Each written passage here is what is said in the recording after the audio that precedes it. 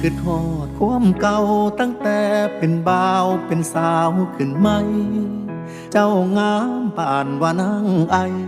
อายก็ได้ชายาพาแดง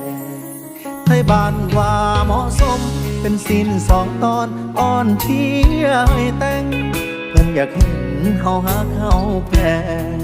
เบิ่งแย่งกันฮอดฟังฟันแต่หลายปีผ่านย้อนเงินย้อนงานแล้ววันเว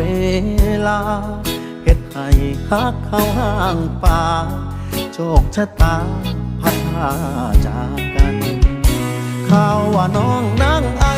มีคนป้อนไข่ได้เข้าพาควันจนมีลูกมีเต้านำกันอายนั้นจำต้องเป็นใจ